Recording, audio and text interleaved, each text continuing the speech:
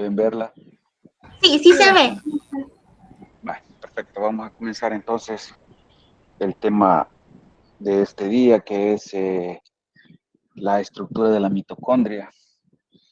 El tema está dividido en dos partes. Uno, ver efectivamente la estructura de la mitocondria, y la otra, lo relacionado con la cadena, transportadora de electrones. Entonces, el tema es bastante, les pido de favor que le pongan mute a su micrófono, y comentarles que Como no te cómo se gasta eso por gusto. póngale mute a su micrófono, por favor. Póngale mute a su micrófono. Cualquier pregunta relacionada al tema, por favor, no me levanten la mano porque no puedo verlo. Solamente interrúmpanme y me dicen, por favor, para poder explicar si hay alguna pregunta relacionada al tema, ¿verdad? Bien, entonces, como les decía, el tema es amplio, por eso está dividido en dos clases. Esta es la clase 16 y la clase 17 está relacionada con la parte directamente de la cadena transportadora de electrones. Ahora solo vamos a ver lo relacionado a la estructura de la mitocondria y los componentes que están relacionados con ese transporte electrónico, para pues poderlo utilizar para la próxima clase, ¿verdad? Ven ustedes acá dos figuras. Una es una estructura tridimensional creada por computadora, información dada pues por los diferentes tipos de micrografías electrónicas confocales que se obtienen de la mitocondria. Se puede ver una estructura cilíndrica, ¿verdad? Ya lo vamos a ver más definido con una microscopía confocal más adelante también, y se puede ver como doble membrana, ¿verdad? Una doble membrana, una de ellas con invaginaciones y una de ellas en una forma lisa, ¿verdad? Entonces, esta es la estructura. Ven estas protuberancias que ustedes pueden ver acá en azul, son la ATP sintasa, que es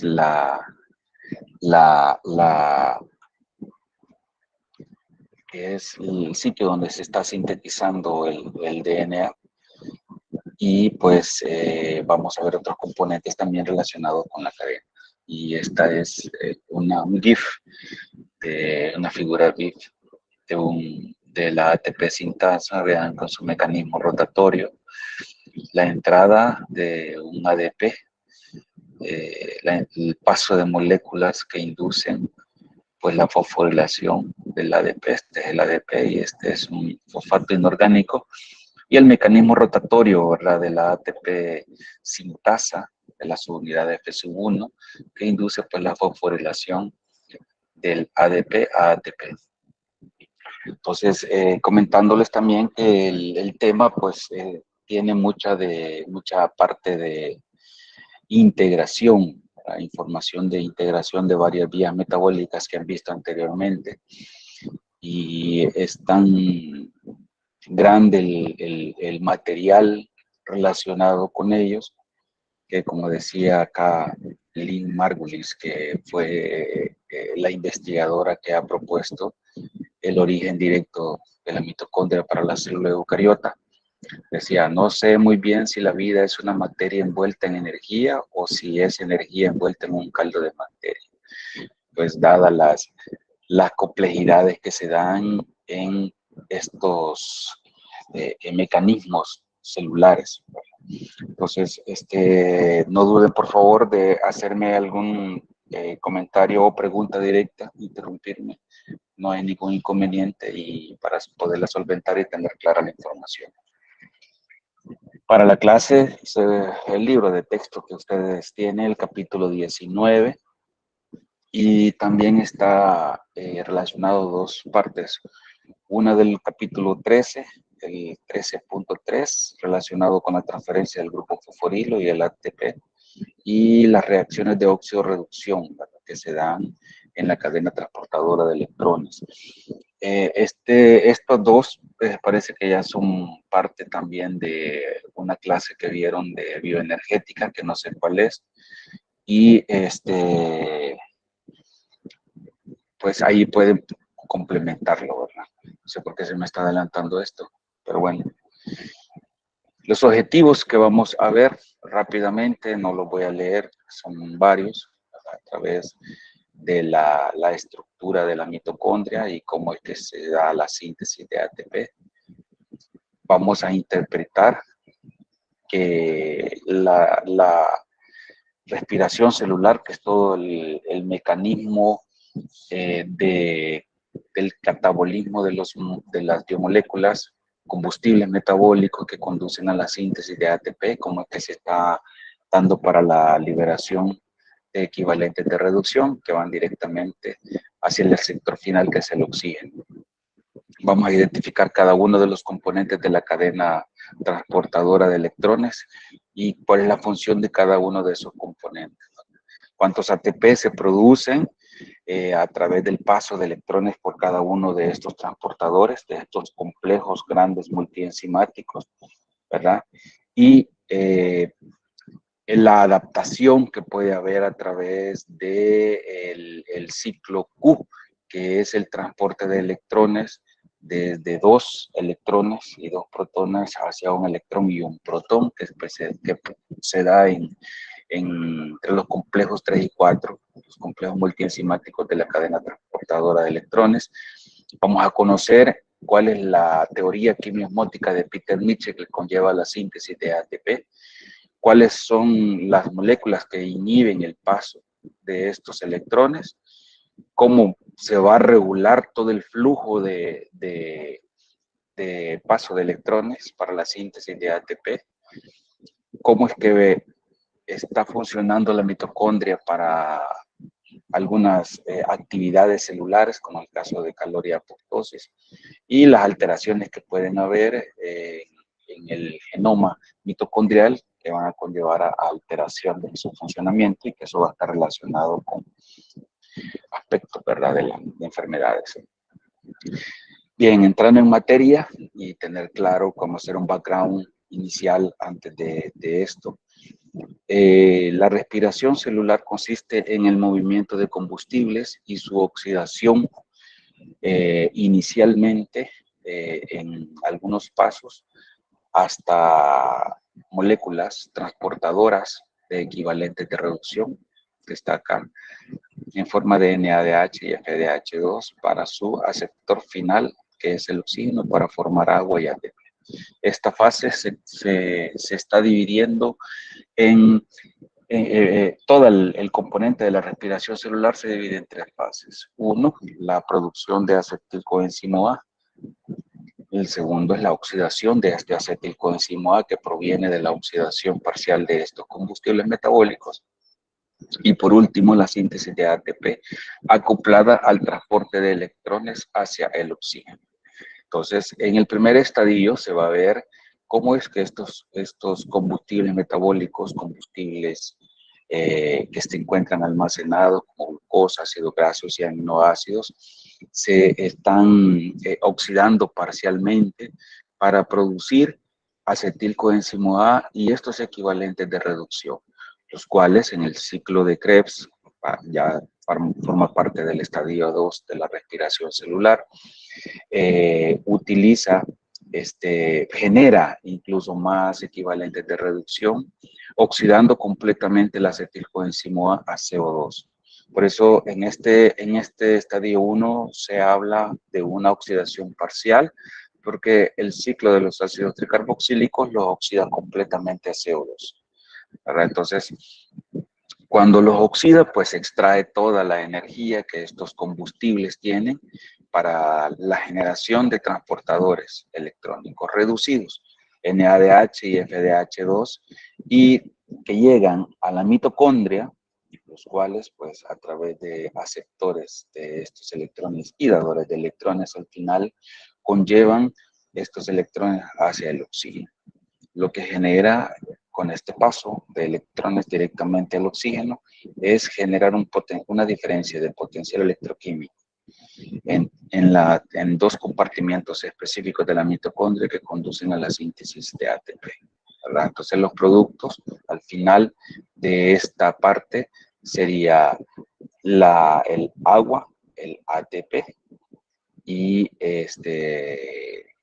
CO2, ¿verdad? Que este es los productos finales de la oxidación completa de los combustibles metabólicos.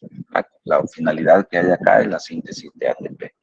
Entonces, otra forma de ver cómo es que se están interviniendo la entrada y salida de diversos intermediarios que participan en la respiración celular en el ciclo de Krebs.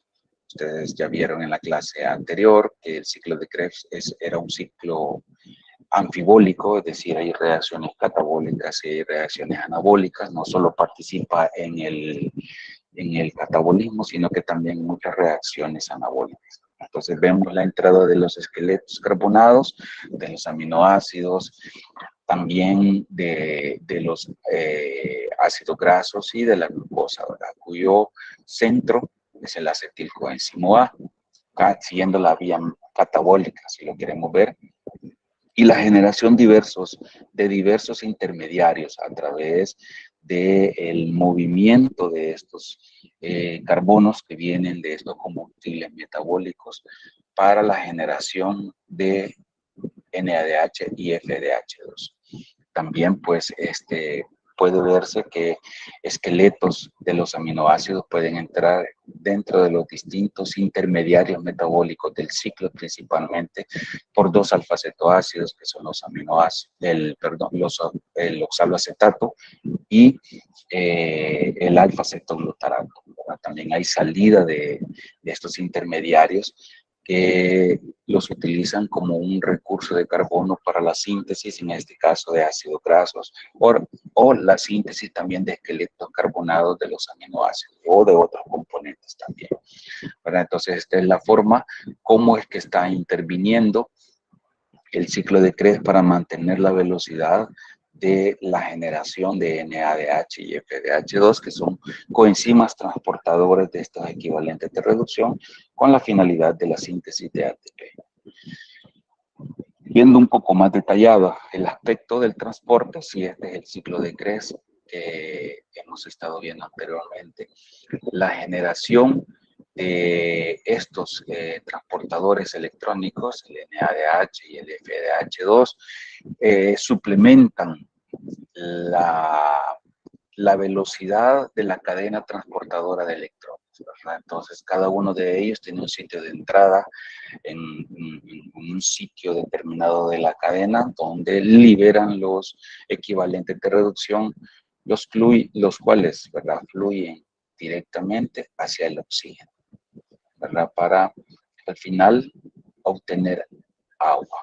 Y lo que sucede con este flujo de electrones que está acoplado directamente a él son el bombeo de estos protones. Si ustedes ven acá el paso de estos protones desde algunos puntos específicos de la cadena hacia el espacio intermembranal, ¿verdad?, lo cual va a producir esta diferencia de potencial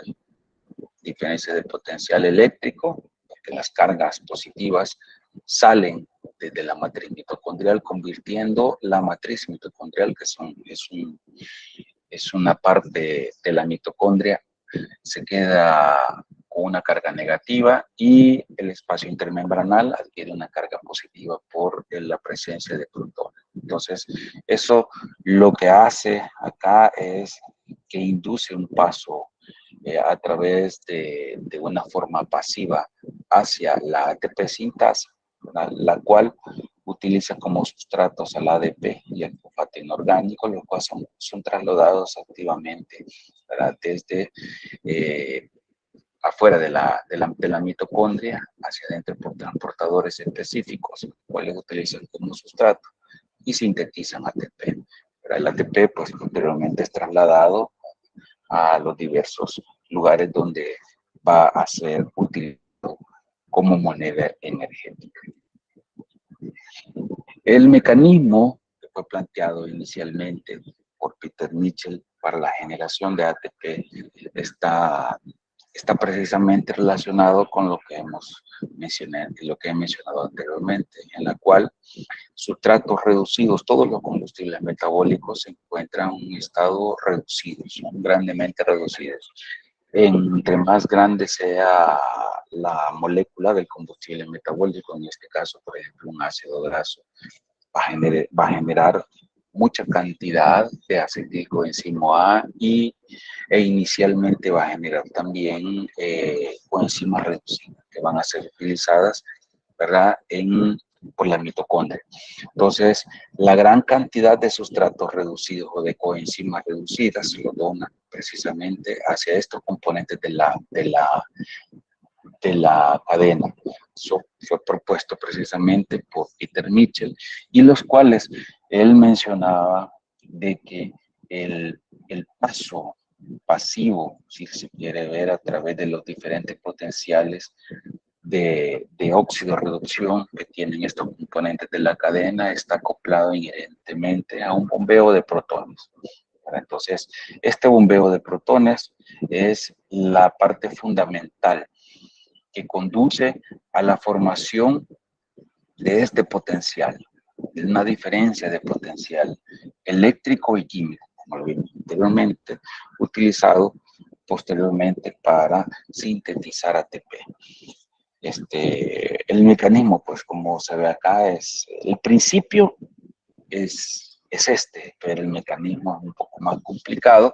Lo vamos a ver en la otra clase, cómo es que se pueda dar. Ahora solo nos vamos a detener todo lo que está relacionado alrededor de estos componentes y conocer cuáles son los participantes en esta cadena transportadora de electrones.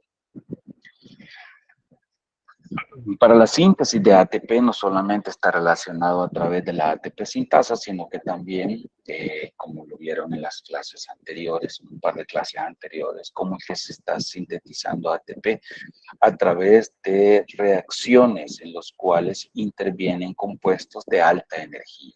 Estos compuestos se llaman compuestos macroérgicos y su energía inherente a ellos, pues proporciona la fuerza para donar o transferir el grupo fosforilo que ellos transportan para sintetizar el ADP y formar ATP. Esto pues implicará que parte de esta energía que conlleva este compuesto macroérgico es utilizado para la síntesis de ATP, pero en esta reacción, ¿verdad? Por eso se llama a través de una fosforilación a nivel del sustrato, ¿verdad? No utilizando una energía quimiosmótica, sino que es a través de estos diversos componentes. Hay varios, en este caso ustedes pueden ver dos reacciones en las cuales han visto anteriormente. Una es catalizada por la piruvato sinasa, en la cual el fósforo, el piruvato fosforilía el ADP para formar ATP y piruvato, un alfa-cetoácido, pues que va a seguir oxidándose en el ciclo de los ácidos tricarboxílicos, descarboxilándose para producir grandes cantidades de coenzimas reducidas. El 1,3-bifosfoglicerato también es otro compuesto macroérgico. Estos dos componentes están acá. A través de la fosfoglicerato-sinasa, la enzima traslada uno de los fosfatos que lleva el 1,3-bifosfoglicerato hacia el ADP, sintetizando ATP.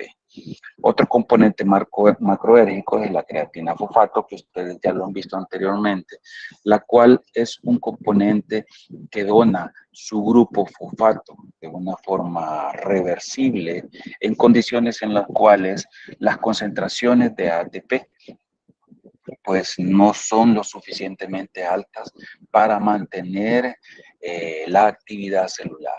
En este caso, la creatina fosfato o fosfato de creatina, en un momento determinado, dona su grupo fosfato, mientras la fosforilación oxidativa y otras reacciones celulares pues se elevan en cantidad y en velocidad para la formación de ATP. Para mientras, el fosfato de creatina dona su grupo fosfato al ADP, formando ATP, y cuando las concentraciones de ATP pues se han estabilizado, este mismo fosfato que se encuentra en el ATP es utilizado para refosforilar la creatina, formando fosfato de creatina. Es de tener en consideración que este tipo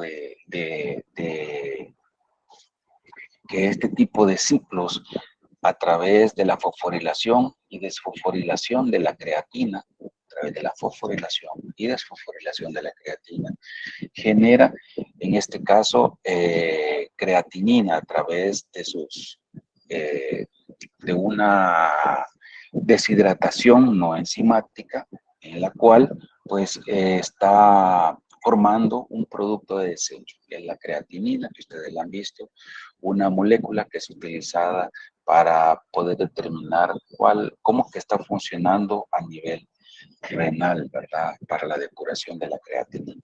Les he dicho que por favor no me levanten la mano porque no puedo ver quién es. Mejor interrúmpanme y si necesitan algo me dicen por favor. Si hay alguien que quiere decir.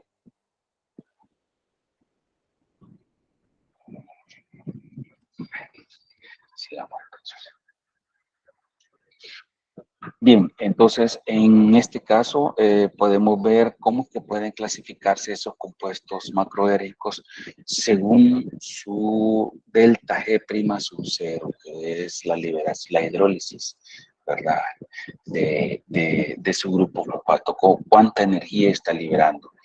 Se toma como una forma medio arbitraria decir que estos dos componentes fosforilados, que no todos los componentes fosforilados forman compuestos macroéricos, sino que va a depender de su delta G, su delta G' sub 0 de hidrólisis del enlace fosfoanhídrico que se encuentra en su grupo fosforilo para ser transferible. Este grupo fosforilo pues tiene un gran potencial de transferencia y que su hidrólisis pues está liberando una gran cantidad de energía. En este caso se ha determinado que para poder dar una clasificación de estos compuestos macroérgicos se utiliza de base 25 kilojoules por mol, que es la medianía, si se quiere ver acá, de la energía liberada por la hidrólisis de este enlace fosfoanhidro y la transferencia de este grupo fosforil. En este caso se puede dividir en dos partes. Arriba de 25 kilojoules por mol de la hidrólisis se le llaman como componentes de alta energía y abajo de esta pues tenemos componentes de baja energía. Si ustedes pueden ver la ubicación del ATP acá que se encuentra en la medianía, prácticamente adyacente a estos 25 kilojoules, el ATP funciona como un receptor de grupo fosforilo. Hay otros componentes que su energía de hidrólisis del enlace fosfoanhidro pues es mayor. Pero en este caso podemos ver acá que la fosfocreatina tendrá tal vez unos 42 kilojoules por mol, el 1,3-bifosfoglicerato que hemos visto anteriormente unos 48 kilojoules por mol y el fosfenol piruvato tendrá unos 64-65 kilojoules por mol.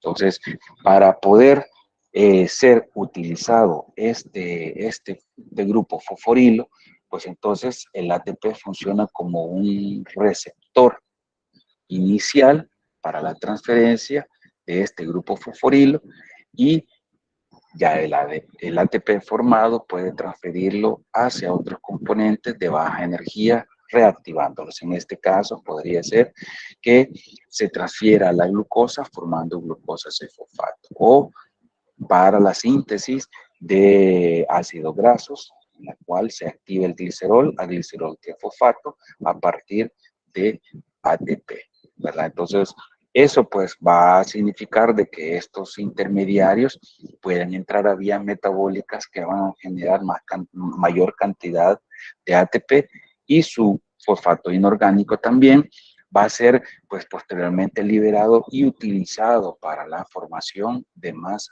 ATP o de otros componentes macrobiológicos, ¿verdad? Lo que se tiene que ver acá es que a través de su hidrólisis del enlace fosfonhidro, de su delta G' sub 0, de su valor de delta G' sub 0, ¿verdad? Se ha utilizado como un adaptador, como una molécula intermedia para poder fosforilar otros componentes de baja energía. ¿Cómo es que se da que el conocimiento de la mitocondria participa en la síntesis de ATP?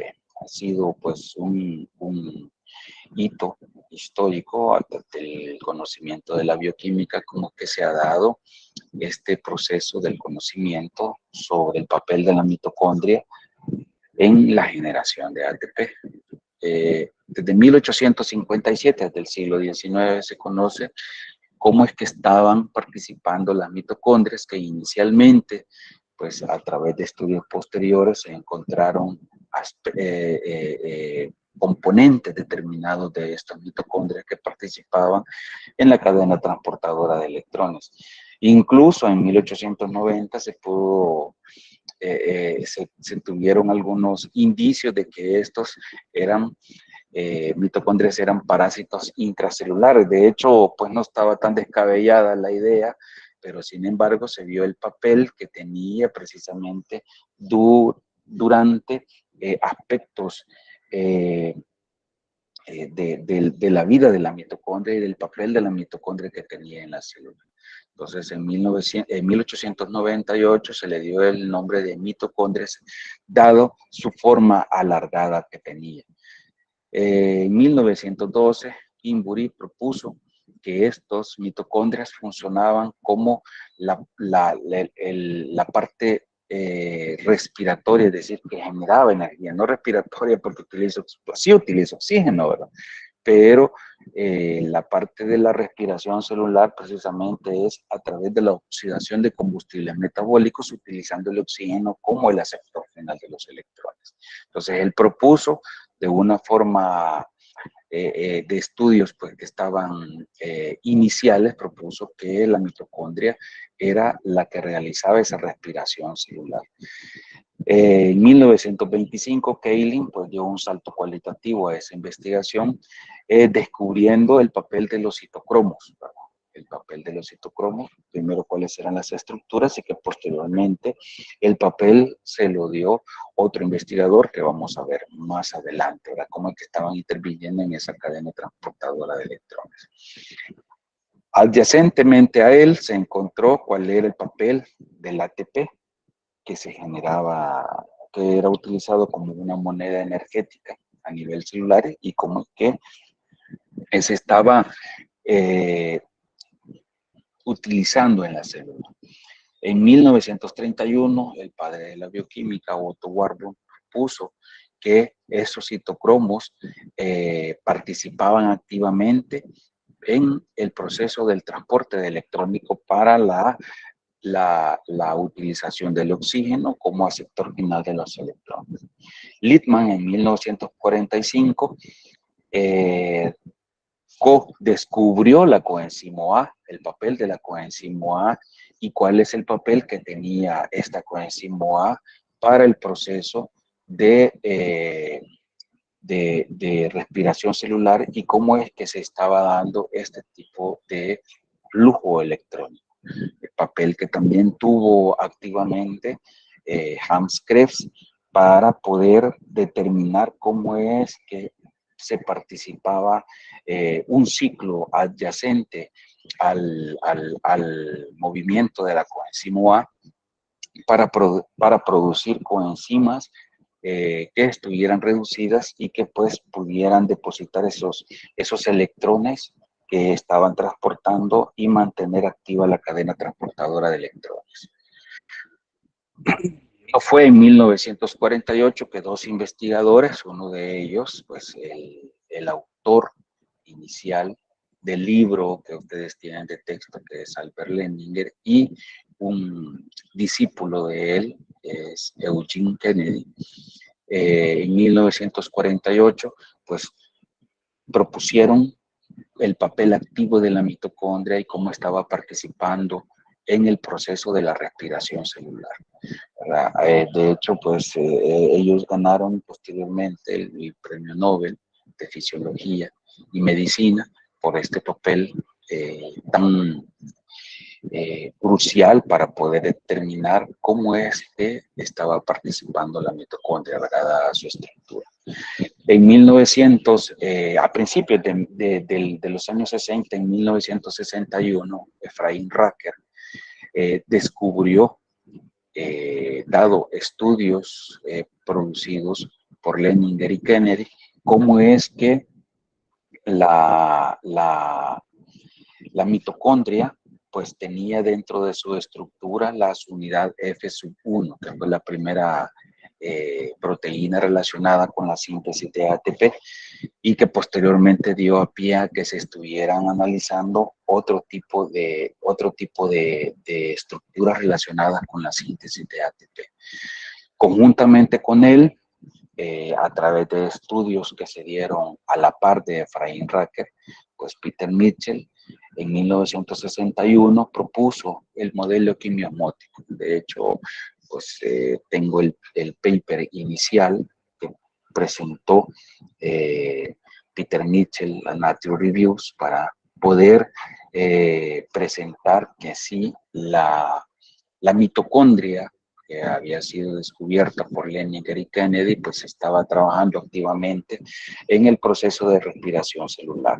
Y cómo esta subunidad F1, utilizando el modelo quimiosmótico, pues podía sintetizar ATP. En este caso, pues el modelo propuesto por Peter Mitchell en su paper, en 1961, pues proponía precisamente eso, ¿verdad? En la cual la oxidación de combustibles metabólicos producía una gran cantidad de electrones, ¿verdad? Que eran utilizados precisamente para generar esta diferencia de potencial electroquímico. Por eso se llama modelo quimio-osmótico, en la cual química, porque intervienen los protones, y el ósmosis, el paso pasivo que se pueda dar de estos protones para ser utilizados como una fuerza electrón motriz que conduce a la fosforilación del ADP para sintetizar ATP. Eso es el modelo que propuso, ¿verdad? Ya más detalladamente, cómo es que se está dando este proceso de fosforilación oxidativa. Entonces, el paso de estos electrones que son donados por coenzimas reducidas, el NADH y el FADH2, en este caso el paso de la succinato deshidrogenasa, pues conducen a este paso de electrones y conjuntamente, y de hecho, pues él proponía precisamente eso, que ese paso de electrones y el bombeo de protones estaban enlazados. Hizo varios experimentos precisamente para presentar ese modelo quimiosmótico en los cuales ambos procesos no estaban separados de una forma en tiempo, sino que se daban en una forma conjunta, produciendo este bombeo de protones, ¿verdad? Y esos electrones, pues, directamente al oxígeno para reducirlo, ¿verdad? Al final, el papel de esos electrones es impulsar el flujo de protones hacia el espacio intermembranal, ¿verdad? Entonces, lo que va a conllevar a la síntesis de ATP. ¿Hay algún comentario, alguna duda ahorita de esto?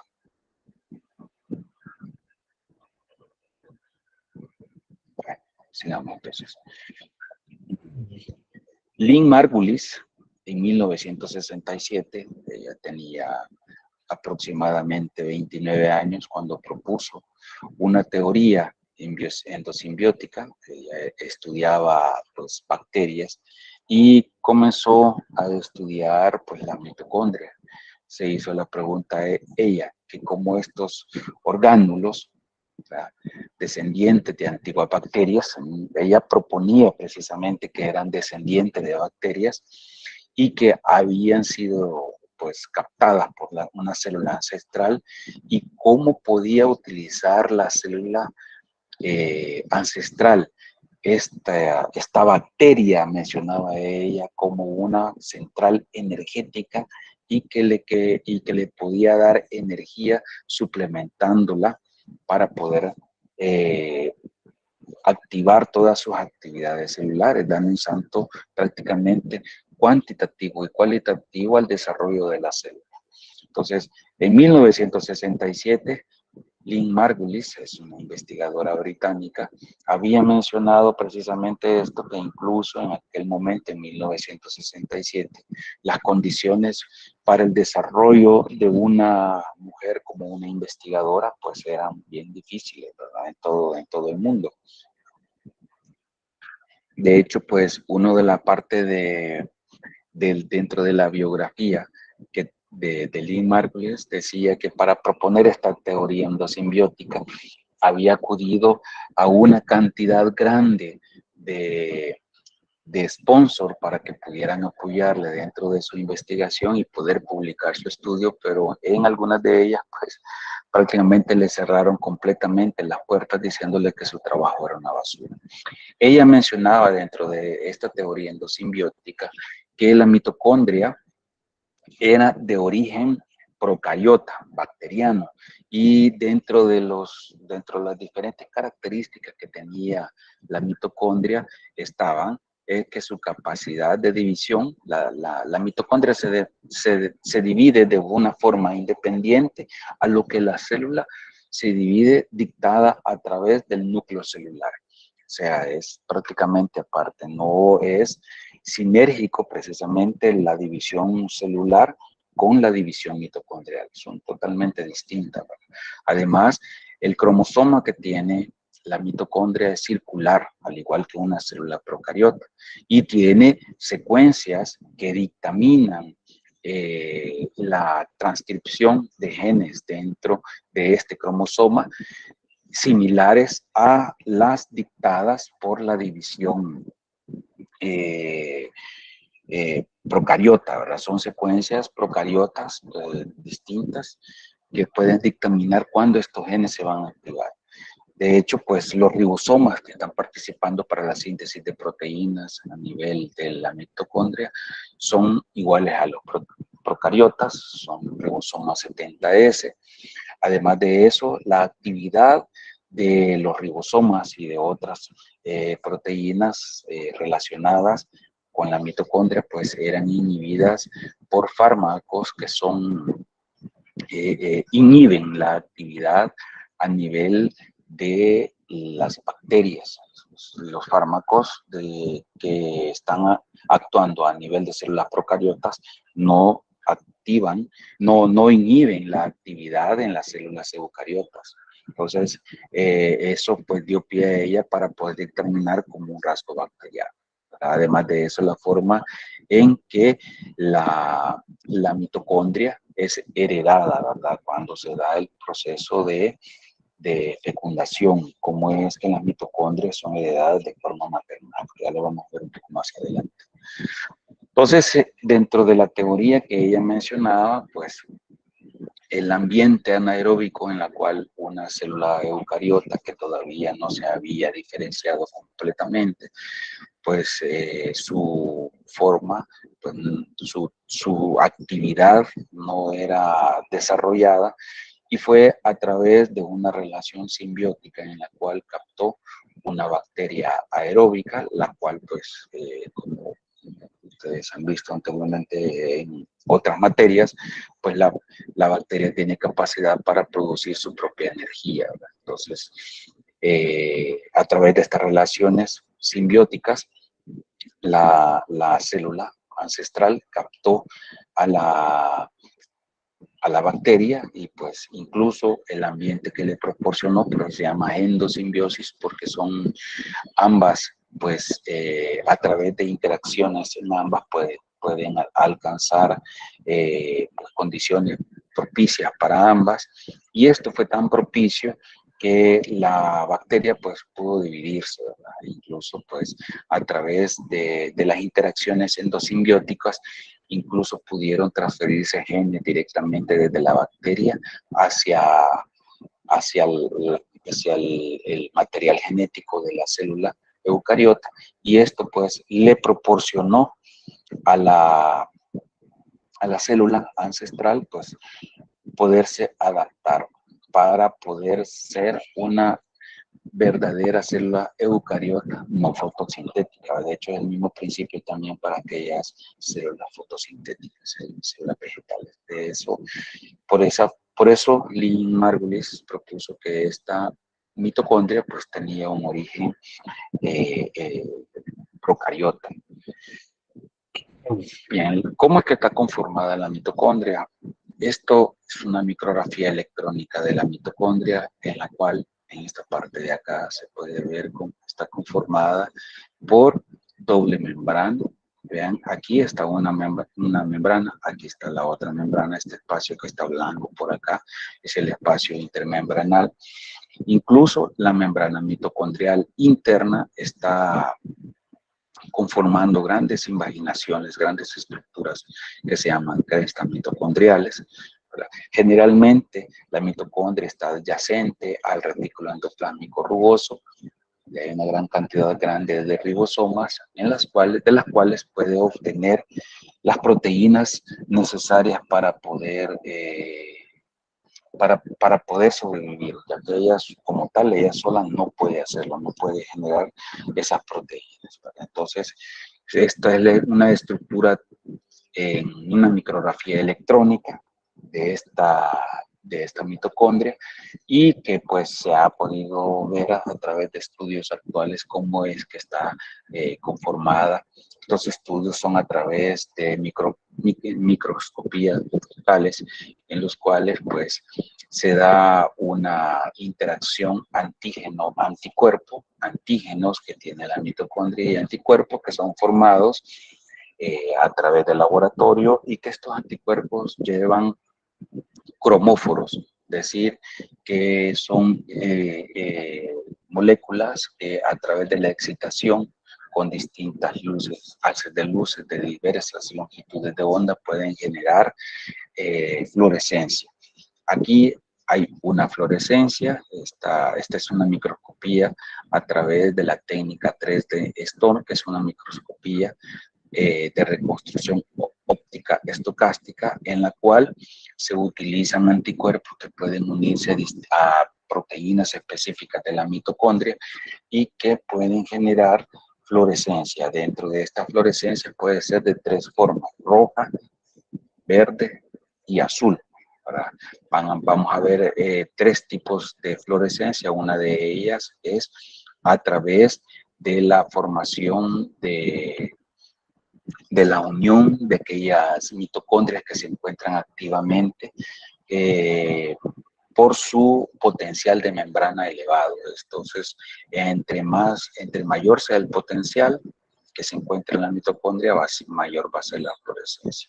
Esta es una microscopía, una fotografía de la microscopía confocal, en la cual se puede ver las estructuras de las mitocondrias, que puede darse que tenga los tres colores, ¿verdad? Y hay triple técnica de marcaje con fluoróforos, y que pueden dar esa interacción, para ese color azul, verde y el rojo, ¿verdad? El rojo se puede ver acá. Y esta es una microscopía confocal normal, en la cual pues no hay una activación de los fluoróforos, sino que es la ubicación, una técnica normal en la cual se puede ver, al igual que la micrografía electrónica, una parte nada más de doble dimensión. Esta es una estructura tridimensional, en la cual pues se puede alcanzar a ver acá cómo es que está ubicada esta mitocondria. Además de su papel de central energética celular, la mitocondria tiene otros tipos de papeles dentro de la célula, a través de eventos de señalización celular, en los cuales pues la célula puede responder la mitocondria puede responder a señales enviadas por las células y que pues puede conducir a regular también los procesos dentro de esta misma mitocondria y que puede conducir precisamente incluso a la lisis de la mitocondria. Durante el proceso de envejecimiento, pues la pérdida de la actividad mitocondrial pues puede conllevar a que la motilidad muscular pues pueda disminuir grandemente en edad avanzada, en personas con edad avanzada y que puedan tener alterada la mitocondria. Durante el proceso de proliferación celular, la mitocondria genera moléculas que inducen a la célula poderse dividir, puesto que el proceso de división celular utiliza una gran cantidad de energía. Las enfermedades neurodegenerativas actualmente se está viendo el papel crucial que tiene la mitocondria para poder inducir que se dé una alteración en los diversos moléculas que puedan estar alterando el proceso de señalización en una neurona y que pues, puede conllevar al depósito de otros componentes dentro de la célula. La regulación de la apoptosis, es decir, aquel mecanismo de muerte celular programada en la cual pues señales intracelulares puede conducir, en este caso, a que la mitocondria pueda reaccionar. Estas señales que pueden llegar a la célula pueden ser de dos formas. Una señal dentro de la misma célula que pueda conducir a una alteración de la mitocondria y una señal fuera de la célula. ¿Ya? Por eso se llama vías de señalización intrínseca, si es adentro o extrínseca. En cualquiera de los casos, esta alteración de la homeostasis de la mitocondria va a conllevar a una permeabilización de las membranas, principalmente de la membrana mitocondrial interna, que va a conducir a la liberación de citocromo C, que ya la vamos a ver. Estos mecanismos de alteración pues, puede conllevar, al igual que la movilización de calcio en una célula, puede conllevar a su respuesta inmediata. Así lo hace también a través de la presencia de citocromo C a nivel del citoplasma celular, lo cual pues es una señal directa de que la célula pues va a ser rota, va a romperse, va a ser permeabilizada completamente a través de proteasas específicas que se activan a través del citocromo C. Se activan estas proteasas que normalmente no se están activando. Estas proteasas son las caspasas y esto pues conlleva a que el proceso de muerte celular sea un proceso altamente controlado, ¿verdad? Y que no produzca ningún daño, a diferencia de lo que es la necrosis. ¿Cómo es que está conformada esta mitocondria? La mitocondria es un organelo de doble membrana. Esta es la membrana externa y esta es la membrana interna formada por grandes invaginaciones. Tiene un diámetro de aproximadamente 1 micrómetro y puede tener hasta 10 micras de longitud. Por eso son estructuras, vean ustedes acá, estas estructuras alargadas, pero en forma de hilo, por eso se les dio el nombre de mitocondrias. Y cada una de estos componentes de la mitocondria pues tiene una función específica. Tenemos que conocer primero cuáles son esos componentes. Vimos que era un organelo de doble membrana, la membrana que está adyacente al citoplasma y la membrana externa, la membrana interna, que es una membrana con invaginaciones grandes que se llaman crestas. Estas crestas están formadas precisamente para aumentar el espacio donde pueda darse los papeles cruciales, las actividades de la mitocondria, y dos espacios. Uno, el espacio que hay entre cada una de las membranas, que es el espacio intermembranal, y el otro espacio interno dentro de la membrana mitocondrial interna, que es la matriz mitocondrial. Cada una de ellas de estos 4 espacios grandes que ven acá, pues tiene pues una composición determinada y una función específica, ¿verdad?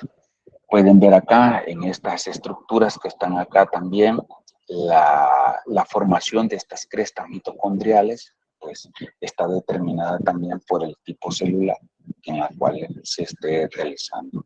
Entre mayor especialización y necesidad se tenga de esta mitocondria para la generación de energía, pues estas crestas mitocondriales van a ser más profusas, ¿verdad?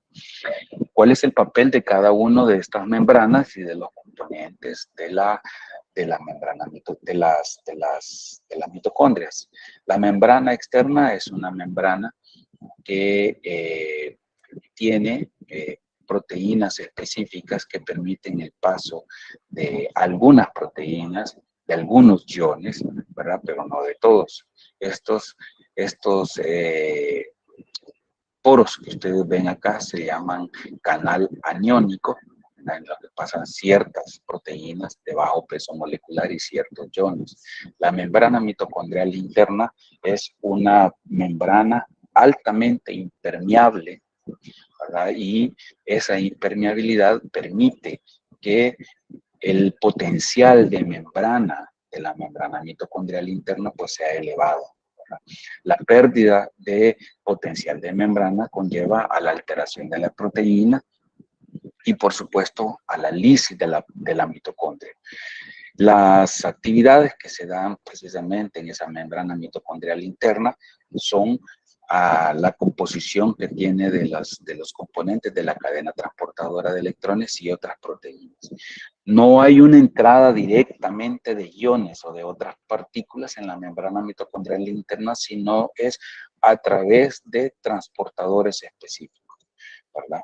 No puede haber un paso, porque si no se pierde el potencial de membrana. Si se pierde el potencial de membrana, se pierde el paso de protones y por lo tanto la síntesis de ATP.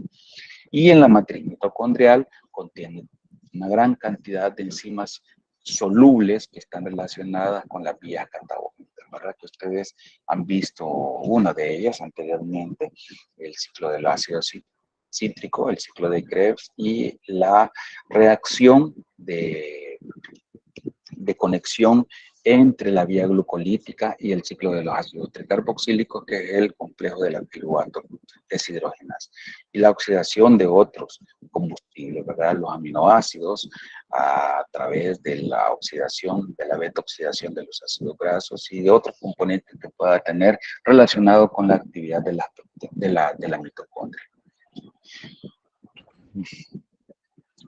Bien, en este caso, ¿cómo es que va a estar conformada la membrana mitocondrial externa?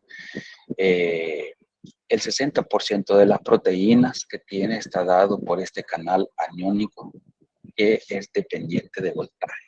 Es trascendental esta proteína BDAC, en la cual pues alteraciones en este componente pues induce a una permeabilización de la membrana mitocondrial y externa, y que pues esto puede inducir un daño a la membrana mitocondrial interna.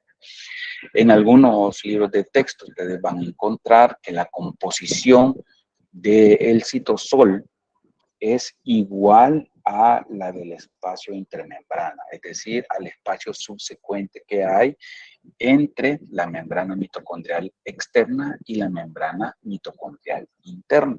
Entonces, de hecho, la composición a nivel de iones y moléculas va a ser igual, pero se ha visto pues a través de estudios específicos de esta proteína que no es así, ¿verdad? El espacio intermembrana tiene pues citocromo C, aunque no está libre, sino que asociado a través de interacciones electrostáticas con las proteínas de la membrana mitocondrial externa. De hecho, de la cara externa de la membrana mitocondrial interna se encuentra el citocromo C. En la membrana mitocondrial interna, a diferencia de la externa, es baja en lípidos y pues por sus transportadores electrónicos para mantener el potencial de membrana, ¿verdad? Es rica en estas proteínas, ¿verdad? Dentro de ellas las cadenas transportadoras de electrones. Y la matriz mitocondrial, pues que son enzimas solubles, y además de eso va a contener, que eso no se los había mencionado, el DNA circular, el material genético de la mitocondria que conlleva a tener su propia información. ¿Cómo es ese DNA mitocondrial? Pues ya lo mencioné anteriormente, es una estructura circular, ¿verdad?, que contiene algunos, no todos, los componentes de la cadena. De hecho, es tan pequeño el DNA mitocondrial, aproximadamente 10.5K de pares de bases, que codifica para 37 genes. 37 genes que tienen algunos componentes de la membrana. Alteraciones dentro de estos componentes de la membrana va a conllevar a problemas grandes médicos, ¿verdad? Esto lo vamos a ver en la otra clase. Por ejemplo, generalmente los problemas que conduce a alteraciones en estas proteínas que están codificadas por el DNA mitocondrial están relacionadas con la utilización de la energía, la deficiencia energética que puedan tener individuos que tengan alteraciones en estas estructuras, ¿verdad?, que son codificadas por el DNA mitocondrial. ¿Verdad? Vamos a ver más adelante algunas enfermedades como LOM, MER, que son a través de alteraciones en la utilización de energía, y otras que están relacionadas generalmente con neuropatía. La herencia mitocondrial, pues, es de origen materno, como lo había propuesto Lynn Margulis. ¿Por qué se da de origen materno? Durante el proceso de fecundación de un espermatozoide a un ovocito secundario, pues al haber contacto con la corona radiada y la entrada del material genético del espermatozoide, hay un bloqueo del paso. Vean ustedes, esta es la parte de las mitocondrias, en el acrosoma, en la cabeza del espermatozoide. Al haber la entrada de la cabeza hacia el citosol del ovocito secundario, se le da la liberación del material genético que es transportado por este espermatozoide. Pero no pasan mitocondrias de paternos. Las pocas mitocondrias que en un caso determinado pues, pueden pasar, pues son prácticamente hidrolizadas por enzimas hidrolíticas que se encuentran en el citoplasma del ovocito secundario. Entonces, todas las mitocondrias que va a tener el cigoto que se va a originar de este proceso de fecundación son de origen materno. En ese sentido, la herencia va a darse a través de dos partes. Puede que hay dentro de la célula parental, puede que no haya alteración de la mitocondria, y puede que sí haya, ¿verdad?, alguna alteración o mutaciones que se conlleven en algunos de los componentes de la mitocondria. Entonces, en ese sentido, el origen que va a tener y la descendencia que va a tener esa mitocondria puede ser de dos formas, una heteroplasmia y una homoplasmia. Heteroplasmia se habla cuando hay una combinación de la mutación de mitocondrias con normales, como wild type, y mutaciones dentro de estas mitocondrias, alteración de estas mitocondrias, que va a conllevar a que durante el proceso de división celular puede ser que haya una mutación grande, es decir, que la cantidad de mitocondrias que pueda tener la célula pues puede ser grande, y eso conlleve a un fenotipo en la cual pues el individuo tenga bien establecida la enfermedad, pasando por estadios intermedios de esta enfermedad, a que el individuo sea completamente sano. Si hay una presencia tanto de mitocondrias que no tengan daño, es decir, que todas sean normales, estamos hablando de una homoplasma. que es la forma completamente normal o que sea anormal, ¿verdad? Si hay mitocondrias que transporten mutaciones, diversas mutaciones, entonces significa que el organismo pues va a ser inviable y pues puede ser que no alcance ni tan siquiera el proceso de formación.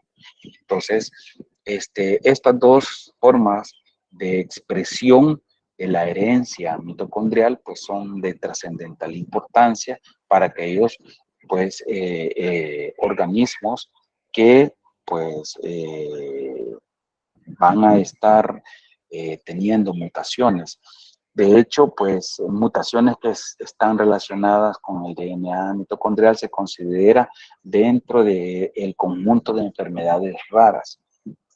De hecho, en El Salvador, pues no hay un estudio detallado de la frecuencia de esta presencia, de estas enfermedades mitocondriales raras, pero que sí las hay, ¿verdad? Lo que pasa es que pues no se lleva ahora un informe completo anual de cuántos nacimientos puede darse de individuos que tengan alteraciones en el DNA mitocondrial. ¿Cómo es que están funcionando todos estos transportadores a nivel de la mitocondria para mantener el flujo de intermediarios metabólicos y que participan durante el proceso de transporte electrónico? Lo que nosotros les hemos mostrado en las clases anteriores es la oxidación de dos partes. Uno, la oxidación de la vía glucolítica. Bueno, el departamento no ha entrado a la clase de degradación de lípidos. Sin embargo, lo importante de la oxidación de estos combustibles metabólicos a través de la vía glucolítica, de la movilización y la beta-oxidación de los ácidos grasos, como del metabolismo de los aminoácidos, es la generación de acetilcoenzimo A, ¿verdad? Y de coenzimas transportadoras. Si ustedes pueden ver, cada uno de ellos tiene transportadores específicos para estos intermediarios que conducen la presencia de acetilcoenzimo A. Un aspecto importante que ustedes tienen que tener claro que el citosol y la matriz mitocondrial son dos espacios totalmente distintos, con concentraciones distintas, y que las coenzimas y transportadores específicos que funcionan en el citosol están a una concentración y en la mitocondria están en otra concentración, pero que no pueden atravesar la membrana mitocondrial interna. O sea, son dos pools diferentes, ¿verdad? Por eso están en una diferente concentración. Entonces, el acetilcoenzimo A, que es producido por la oxidación de estos combustibles, genera gran cantidad de coenzimas reducidas. Vean, aquí hay una parte de la oxidación de los ácidos grasos y la oxidación de los aminoácidos que pueda conllevar a la formación de estas coenzimas reducidas que son utilizadas posteriormente para los componentes de la cadena transportadora de electrones. Vean dónde están ubicados precisamente, utilizando en una posición estratégica, utilizando estas coenzimas reducidas, FAD, NADH, que suplementan a los componentes de la cadena para la síntesis de ATP. Vea, cada uno de estos moléculas transportadoras, ¿verdad? Estos son transportadores específicos para el bombeo de equivalentes de reducción desde el citosol hacia la mitocondria, ¿verdad? Y así hay otros transportadores también. Y si ustedes pueden ver acá, transportadores específicos para mantener el pool de coenzimas en su estado oxidado y que pues pueden captar estos electrones que son absorbidos de estos combustibles metabólicos, ¿verdad? En este paso está el cromosoma circular procariota que tiene la mitocondria, pues, y que está separado tanto espacial como en tiempo del proceso de división de una célula normal. En ese sentido, las formas que pueda darse a través de la captación o la absorción de energía que puede haber de estos combustibles metabólicos para la generación de electrones pueden ser de 4 tipos. Estas formas pueden transportarse por estas coenzimas específicas. Uno directamente como electrones, que lo vamos a ver dentro de la cadena, como átomos de hidrógeno, como iones hidruro. El ion hidruro es un hidrógeno que lleva 2 electrones y un protón, ¿verdad? Y la combinación directa con el oxígeno. Esas son las 4 formas como se transfieren los electrones en la cadena transportadora de electrones. Entonces nosotros durante las clases, ¿verdad? Que viene y bueno, creo que de aquí se va a ver también en las otras posteriores, les van a hablar de equivalentes de reducción. El equivalente de reducción es cualquier electrón que sea transportado por estas coenzimas NAD o FADH, simple, normal, sencillo, y que pues es captado a través de una reacción de óxido-reducción. Y estas pues pueden ser a través de estas 4 formas que les estoy mencionando anteriormente.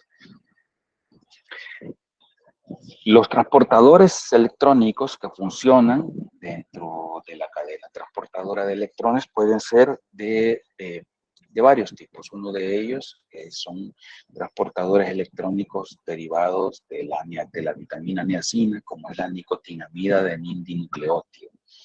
Esto se puede encontrar en la parte 13.4 de la bibliografía recomendada y tiene una estructura de un anillo de nicotinamida, un nucleótido, adenina, que está unido por un enlace fosfoamidro.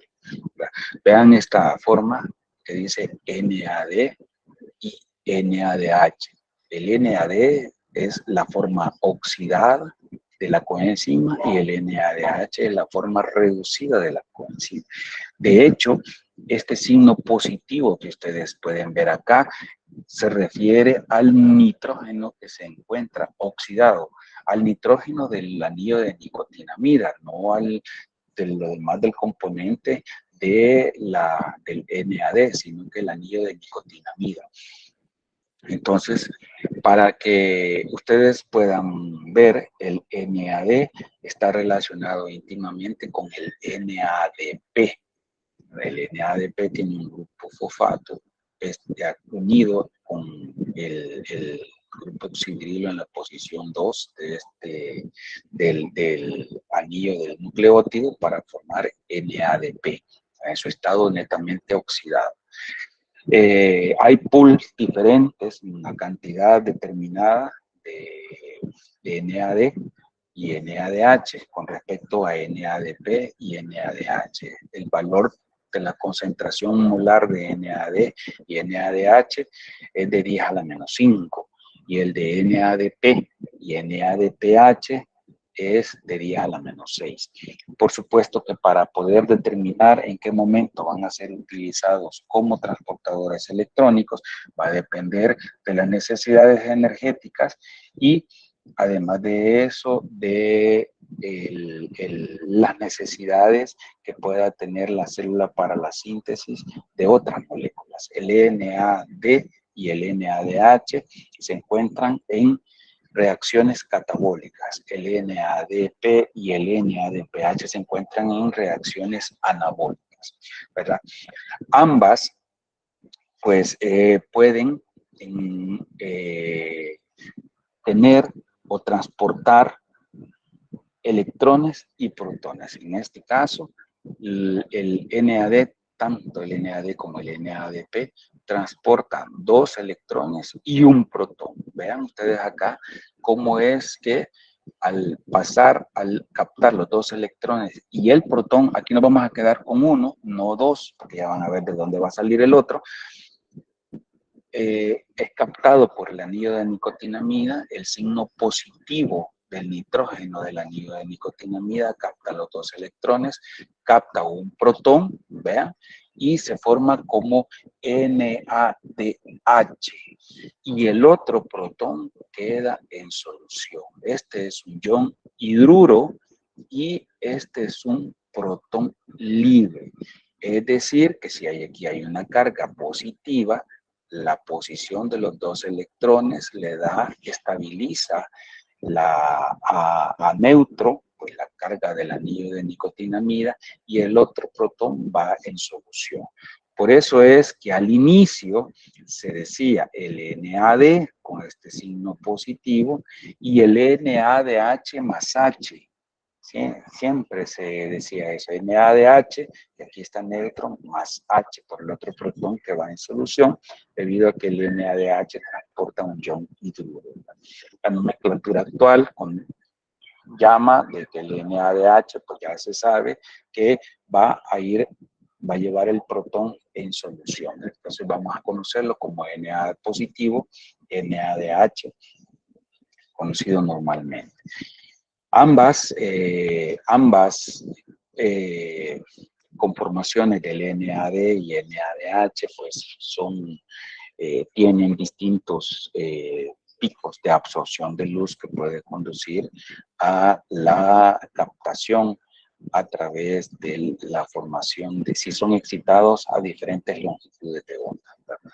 Entonces, otro de los aspectos grandes para poder determinar cuándo es que se van a estar formando estos NAD y NADH es a través de las reacciones de óxido-reducción, en los cuales el sustrato se encuentra reducido y es oxidado a través de estas deshidrogenasas, en general, ¿verdad? Enzimas de óxido-reducción que absorben los protones y los electrones de estos componentes que se encuentran altamente reducidos y los transforman y los transportan directamente hacia estos transportadores electrónicos, reduciéndolos para formar NADH o NADPH, ¿verdad? Es de hacer resaltar que para las condiciones, las reacciones catabólicas, se necesita que el NAD se encuentre en su estado oxidado para formar coenzimas reducidas.